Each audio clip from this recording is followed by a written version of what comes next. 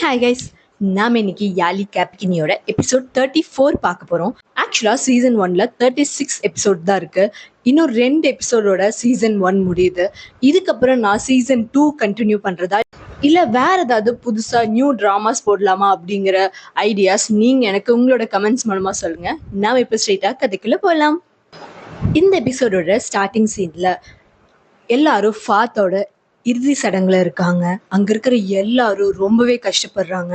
Siren, ஃபெரித், gulkand, தாத்தா, organ, Qasem, இந்த சஃபட்டோட family எல்லாரும் ரொம்பவே கஷ்டப்படுறாங்க. ஏன்னா யாருமே இதை எதிர்பார்க்கல. வாழ வேண்டிய வயசில் இப்படி ஒரு நிலைமை நடந்துருச்சே அப்படின்னு சொல்லி எல்லாரும் ரொம்ப ஃபீல் பண்ணுறாங்க. இதுலேயும் சுனா தான் சைரன்ட்ட இது நம்மளால தான் நடந்தது, நான் தான் இதுக்கு காரணம் அப்படின்னு சொல்லி ரொம்ப ஃபீல் பண்ணுறா. ஃபெரித்னால கடைசியாக அவங்க அண்ணாக்கு மண்ணு போடுறது அவனால் ஏற்றுக்கவே முடியல. அவங்க அப்பாவை சொன்ன வார்த்தை இப்போ நடந்துருச்சே அப்படின்னு சொல்லி ஆர்கனும் ரொம்பவே ஃபீல் பண்ணுறான். மண்ணு போட்டு முடிச்சுட்டு இந்த சைடு வந்ததுமே கசிம் தோளில் விழுந்து அவன் அழுகிறான். அவனால் முடியலை. இந்த டைமில் அங்கே சடங்குகளை முடிச்சுட்டு நேராக எல்லாரும் வீட்டுக்கு வராங்க. வீட்டுக்கு வந்து இவங்க ஏதோ ஹல்வா மாதிரி ஏதோ தருவாங்க போல். அதை சாப்பிட்டு தாத்தா வந்ததுக்கப்புறம் அவரை பார்த்துட்டு தான் அங்கிருந்து எல்லாரும் கிளம்புவாங்க. அதை முடிச்சதுமே தாத்தா மேலே போயிடுறாரு, யாரையும் பார்க்க முடியாமல். ஃபெரித் அங்கே இருக்கிற அத்தனை பேரையும் பார்க்குறான். இந்த சஃபட் ஃபேமிலி, கசிம் எல்லாரும் உட்காந்து அதை சாப்பிட்டு இருக்கிறப்போ ரொம்ப கோவம் வருது. எப்படி கொஞ்சம் கூட வெக்கமே இல்லாமல் இப்படி சாப்பிட்டு இருக்கீங்க, இதெல்லாம் நடந்தது உங்களால தான், அவன் செத்து போனது உங்களால தான் அப்படின்னு சொல்லி ரொம்ப சண்டைக்கு போகிறான். எல்லாரும் அவனை தடுத்து நிறுத்துறாங்க. கசிம், நீ பேசாத, இந்த நேரத்தில் பேசி இன்னும் கஷ்டப்படாத, உனக்கு என்ன பண்ணணும் வா இங்க அப்படின்னு சொல்லி அவனை ஹக் பண்ணி அவனை நார்மல் பண்றாரு. இவனால முடியல, கசிம் தான் எல்லாத்துக்கும் காரணம்னு சொல்லி அவளை தள்ளி விட்டு அடிக்க போறப்போ கரெக்டா அந்த இடத்துக்கு மாஸ்டர் நிசாம் வராரு. அவரை பார்த்ததுந்தா ஃபெரித் கொஞ்சம் நார்மல் ஆகுறான். அவர் ஃபெரித்தை தனியாக கூட்டிட்டு போய் கொஞ்ச நேரம் பேசுறாரு. குரான்ல இருக்கிற சில வார்த்தைகளை சொல்லி நீ நார்மல் ஆகு அப்படின்னு சொல்லி அவரை கொஞ்சம் தேத்துறாரு. இந்த டைம்ல சுனாவும் சைரனும் குல்கன் கூட இருப்பாங்க. இஃப்கட் அங்க வந்து உன்னாலதான் இதெல்லாம் நடந்துச்சு, முதல்ல வெளிப்போ, என்ன ஒரு தைரியம், இத்தனையும் பண்ணிட்டு இப்படி வந்து நிக்கிறையா அப்படிங்கிற மாதிரி பேசும்போது குல்கன் எந்திரிச்சு அழுக ஆரம்பிக்கிறா. அவளை எதுவும் சொல்லாத, என் பையனோட கடைசி ஆசை நீயும் அவனும் நல்லா இருக்கணும் தான், நீ அவன் கூட என்னைக்குமே இருக்கணும், என் பையனோட கடைசி ஆசை தான், அவன் நீங்க நல்லா இருக்கணும்னு நினைச்சான்னு சொல்லி அவங்க ரொம்பவே அழ ஆரம்பிக்கிறாங்க. இவ பேசி முடிச்சுட்டு கீழே வரும்போது பெலினும் சுல்தானும் ஒன்னா போயிட்டு இருப்பாங்க. நீ இங்க என்ன பண்ற, முதல்ல வெளிப்போ அப்படின்னு சொல்லி இவ பெலினை சொல்லும்போது இந்த சுல்தான், நீ முதல்ல இங்க என்ன பண்ற, முதல்ல நீ வெளிப்போ, இதெல்லாம் நடந்தது உன்னாலதான், உனக்கு இங்க எந்த ரெஸ்பெக்டும் கிடையாது அப்படிங்கிற மாதிரி சொல்றா. உடனே பெலின் அதுக்கு, பாத்தியா இந்த வீட்டு வேலைக்காரி கூட மதிக்கல, அந்த மாதிரிதான் நீ இந்த வீட்டுல இருக்க, இங்க எனக்கு எல்லா உரிமையும் இருக்கு அப்படின்னு சொல்லி இவங்க பேசிட்டு இருக்கிறப்ப ஃபெரித் அங்க வரான். அவங்கள என்ன சொன்ன, நீ இப்ப என்ன சொன்ன அப்படின்னு சொல்லி அவன் சத்தம் போட ஆரம்பிக்கும் போது அங்க மூத்த மருமகளோட அம்மா வந்து, என் பொண்ணு இப்பதான் அங்க ரெஸ்ட் எடுத்துட்டு இருக்கா, எதுக்கு இப்படி கத்துறீங்க அப்படின்னு சொல்லி சத்தம் போடுவாங்க. உடனே சைரன் அங்க நிக்க வச்சுட்டு இவன் வெளியே இவங்க 2 பேரையும் கூட்டிட்டு போய் உங்க 2 பேரையும் கொன்னு போட்டுருவேன், ஞாபகத்துல வச்சுக்கோங்க அப்படின்னு சொல்லி மிரட்டிட்டு அவன் அங்கிருந்து போறான். இதெல்லாம் பாக்குறப்ப இவளுக்கு ரொம்ப கோவம் வருது. மேல போய் அவங்க அம்மாட்ட சொல்லிட்டு ரொம்பவே சத்தம் போடுறா. என்னால முடியல, அவன் முழுக்க முழுக்க அவளோட சைடே போயிட்டா, இதுக்கப்புறம் என்ன நடக்க போகுது, இதுக்கப்புறம் எதுவும் மாறாது, நான் இதை என்னால ஏத்துக்க முடியல அப்படின்னு சொல்லி இவ ரொம்ப ஃபீல் பண்றா. இங்க பாரு, நம்மளுக்கு தாத்தா ப்ராமிஸ் பண்ணியிருக்காரு, அவளால இந்த வீட்டுல ஒரு டெத் நடந்திருக்கு, ஒருத்தர் செத்து போயிருக்கா, அதனால கண்டிப்பா அவங்க 2 பேத்துக்குள்ள ரிலேஷன்ஷிப் நிலைக்காது, நீ கவலைப்படாத அப்படிங்கிற மாதிரி இவ சொல்றா. எதுவுமே பேச முடியாம யாரையும் பார்க்க முடியாம ஃபெரித் அவனோட ரூமுக்கு போறான். பின்னாடியே போன சைரன் அவனை பார்க்கும்போது அவனால முடியாம அவளை பார்த்து கை நீட்டு அவனை வந்து ஹக் பண்ணி, என்னால முடியல, என் அண்ணா செத்து போயிட்டான், அவன் இல்லாத உலகத்துல நான் இருந்து என்ன பண்ண போறேன், வாழ வேண்டிய வயசுல என்ன காப்பாத்துறதுக்காக வந்தான், நான் நல்லா இருக்கணும் அப்படிங்கிறதுக்காக வந்தான், ஆனா என்னாச்சு கடைசியில, அவன் இப்படி போயிட்டானே அப்படின்னு சொல்லி இவன் ரொம்ப அழுது ஃபீல் பண்றான். இதே டைம்ல தான் தாத்தாவும் தனியா அவரோட ரூம்ல உட்காந்து புழுங்கிட்டு இருப்பாரு. அந்த இடத்துல பாட்டி போறாங்க. இங்க பாரு, தயவு செஞ்சு நீ கஷ்டப்படாத, உன் ஃபேமிலி உன்னை விடவும் கஷ்டப்பட்டுட்டு இருக்காங்க, அவங்க கூட டைம் ஸ்பெண்ட் பண்ணு, உனக்காக என் வாழ்க்கை முழுக்க காத்துட்டு இருந்தேன், இன்னும் எத்தனை ஜென்மம் எடுத்தாலும் நான் உனக்காக காத்துட்டு இருக்கேன், உன்னை காதலிக்க நான் தயாரா இருக்கேன், ஆனா இந்த மாதிரி நீ கஷ்டப்படாத, நீ கஷ்டப்படுறத என்னால பார்க்க முடியல அப்படின்னு சொல்லி பாட்டி தாத்தாவை தேத்துறாங்க. சைரன் ஃபெரித்தை தேத்துறா. இப்படி 2 பேரும் பேசிட்டு இருக்கிறப்போ அப்தினும் சுனாவும் சீக்கிரட்டா மீட் பண்றாங்க. என்னால முடியல, என்ன பண்றதுன்னு எனக்கு தெரியல, என்னால் உன்னை விட்டு கொடுக்க முடியாது, நீ என்ன பண்ணலான்னு சொல்லு அப்படிங்கிற மாதிரி இந்த மாதிரியான டைம்ல என்ன பண்ணலான்னு சொல்லி கேட்பான். இங்க பாரு, இப்ப நம்மளால எதுவுமே பண்ண முடியாது, நீ போனா உனக்கு ஏதாவது நடந்துரும், என்னை விட்டு போயிடாத அப்படிங்கிற மாதிரி அப்படின்னு சொல்லுவான். இப்ப நம்மளால எதையும் பண்ண முடியாது, நம்ம இருக்கிற சுச்சுவேஷன் கொஞ்சம் யோசி, அப்படின்னு சொல்லி அவ சொல்வா. ஏன் வேற எதுவுமே பண்ண முடியாது, இவனும் அவனை ஹக் பண்ணிட்டு அங்கிருந்து போயிடுவா. தாத்தா கொஞ்சம் பெட்டராய் வெளியே வரும்போது சேரனும் ஃபெரித்தும் ஒன்னா கீழே வரதை பாக்குறாங்க. அதை பார்த்ததும் தாத்தாக்கு ரொம்ப கோவம்.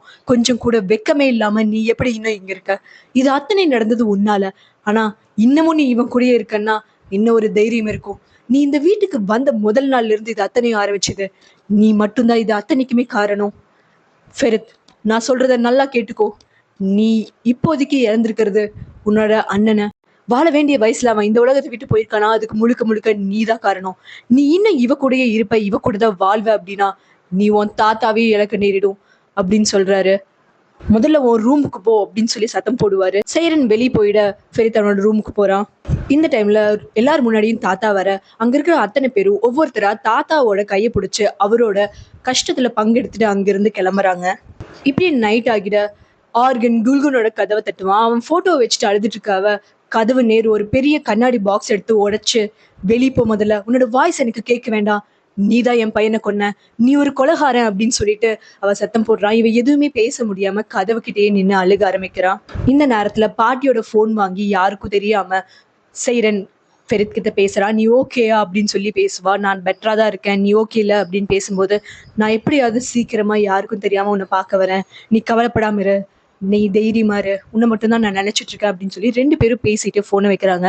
இந்த நேரத்துல இந்த காட்டுப்பூச்சி பாட்டிட்ட என்ன சொல்றான்னா, நீயும் நாளைக்கு ரெடியா இருங்க, பாட்டியையும் சுனாவையும் இவன் எங்கேயோ வெளியே கூட்டிட்டு போறான், கொஞ்சம் பெட்டர் ஆகணும், ஒரு ரைட் கூட்டிட்டு போறேன் அப்படிங்கிற மாதிரி சொல்றான். சரி ஓகே அப்படின்னு சொல்லி பாட்டியும் சொல்லிடுறாங்க.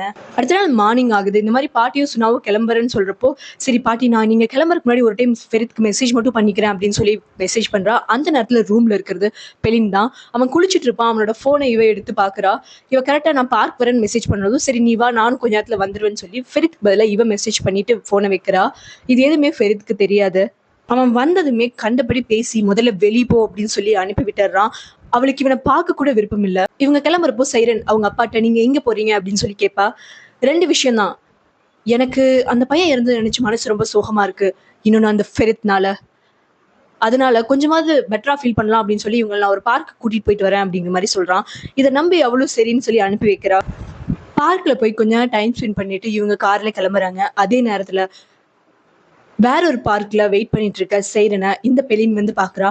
உனக்கு கொஞ்சம் கூட வெக்கமா இல்ல, உன்னாலதான் ஒருத்தன் அங்க செத்து போயிருக்கான், ஆனா இன்னும் கூட நீ அவன் கூட இருக்க பாத்தியா, உனக்கு நான் எத்தனை டைம் சொல்றது, என்ன நடந்தாலும் கடைசியில அவன் என்கிட்ட வந்துருவான்னு, இப்ப அதுதான் நடக்குது, இன்னுமா உனக்கு புரியல அப்படிங்கிற மாதிரி இந்த பெலின் சொல்ல, நீ ரொம்ப கனவு கண்டுட்டு இருக்க, ஃபெரித் எப்பவுமே என் கூட தான் இருப்பான், நீ இன்னும் ஏமாந்துதான் போக போற, பாவம் அப்படின்னு சொல்லிட்டு அவ அங்க இருந்து போறா. இந்த டைம்ல கசின் நேரா இவளை கூட்டிட்டு போறது சஃபட்டோட வீட்டுக்கு. அங்க போறப்பே பாட்டி இது என்ன இடம் அப்படிங்கிற மாதிரி கேட்பாங்க. இந்த சஃபட் கார் டோர் கிட்ட நின்று கார் கூட ஓடி வந்து சிரிச்சுட்டே வந்துட்டு இருக்கான். இதெல்லாம் பாக்குறப்ப சுனாக்கு உள்ளுக்குள்ள இல்ல, காரை விட்டு இறங்குறதுக்கு முன்னாடி ஏதாவது அழுத பிரச்சனை பண்ண அப்படின்னா நான் கொன்னு போட்டுருவேன், எதுவும் பேசாம சத்தம் இல்லாம வர அப்படின்னு சொல்லி சொல்றா. அவளால் எதுவுமே பேச முடியல, ரொம்ப அமைதியாவே இருக்கா.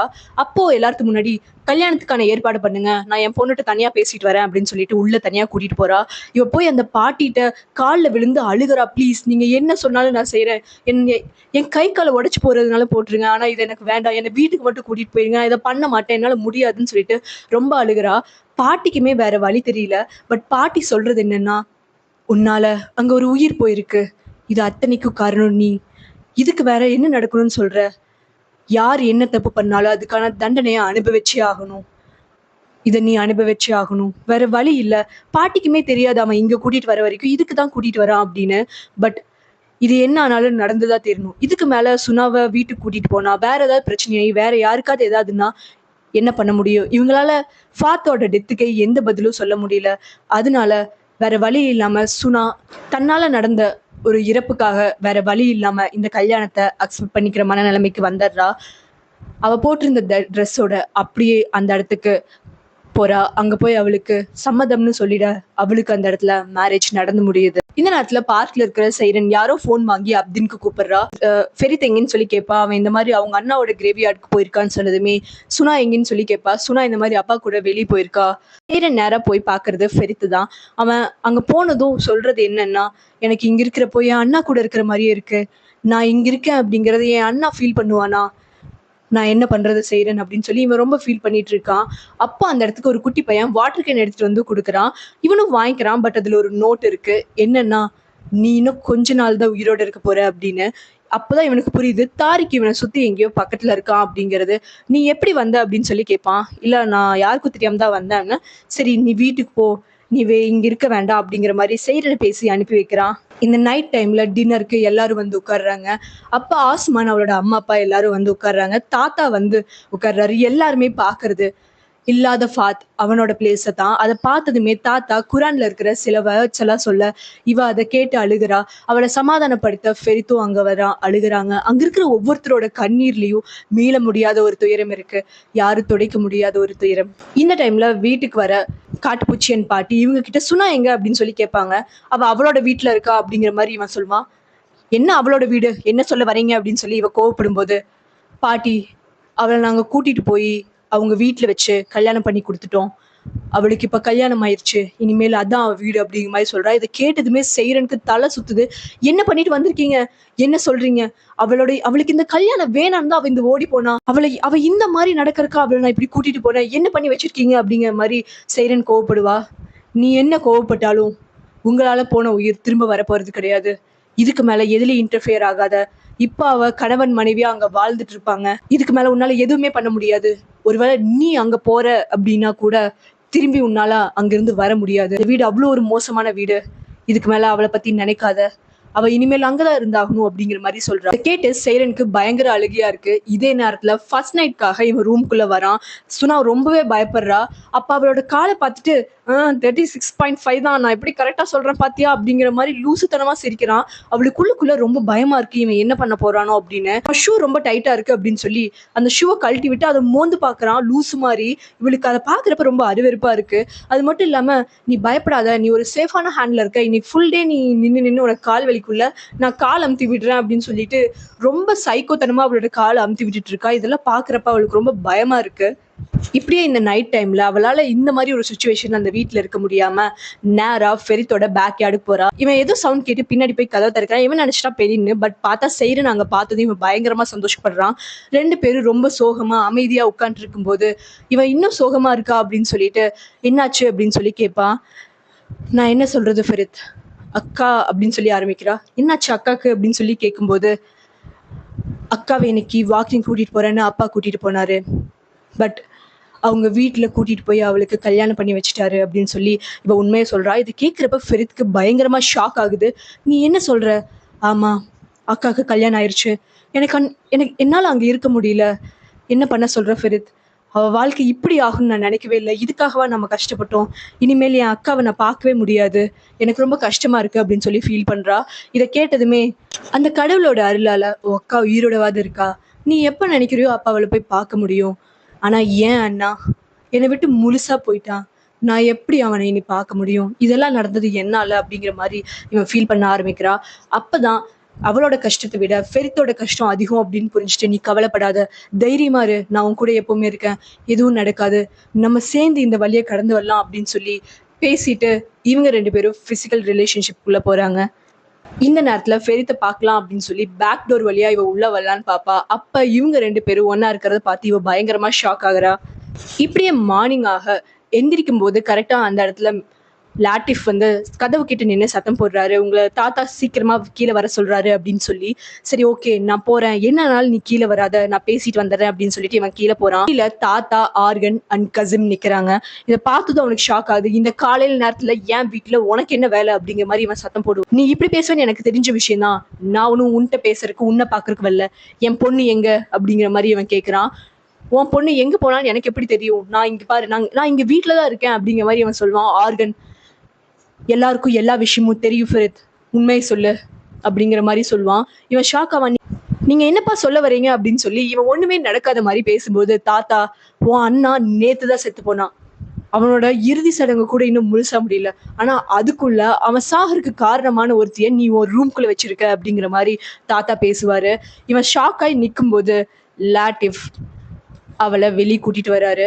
அவளை பார்த்த செகண்ட் கசின், என்ன தைரியம் இருந்தா நைட்டோட நைட்டா நீ வீட்டை விட்டு ஓடி இங்க வந்திருப்ப அப்படின்னு சொல்லி ஒரு அரை அடிச்ச செகண்ட் இவன் கோவம் வந்து கசிமா அடிக்கலாம் அப்படின்னு சொல்லி போறப்ப ஆர்கன் பிடிச்சிடுறான்.